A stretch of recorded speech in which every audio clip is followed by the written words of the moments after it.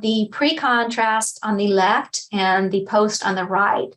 What I really, really loved about this is I could see that in this case, this mass was not impinging on or destroying the cortex or the cortical bone here. And it really was sitting on top, kind of like a little hat. So that really helped with my surgical plan. I didn't really see any bony lysis or bony destruction.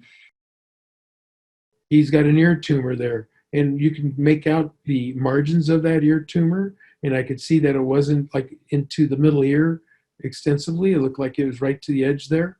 So we went ahead and we did surgery on this dog, and we removed that entire mass. We knew where we were at. This is a gray parrot with lymphoma neck mass. Okay, and we didn't know it was lymphoma until I went after it surgically. It's a very unusual presentation. So what you're seeing here is the right jugular vein wraps around in a very unusual direction here. We've got the, I'm going to show this again here, just so we can show around.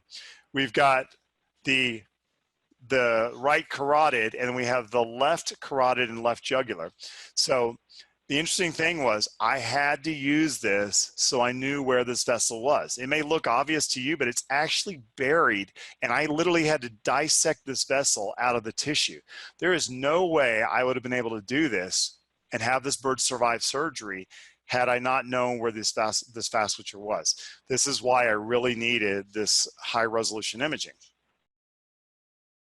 Anyone that's been practicing for a while, and especially if you're fairly aggressive as far as looking at things, you've gotten into some surgical cases going, geez, I wish I would have known about this. And this definitely lets you know what you're getting yourself into. It really helps with surgical planning.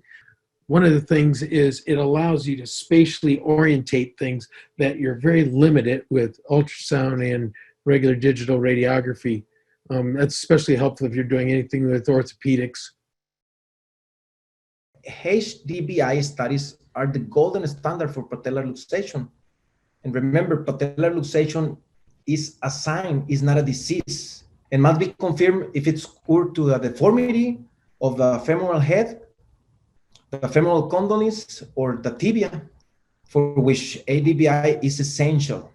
This is an example of an interpretation fragments relying on BPOP to make the measurements. Here, the doctor aligned each of the bones using the software Horus. This image, with the help of BPOP software, will help us to measure the exact angle of each of the bones. With this information, we can define which deviation is causing the patellar luxation to carry out an adequate surgical planning.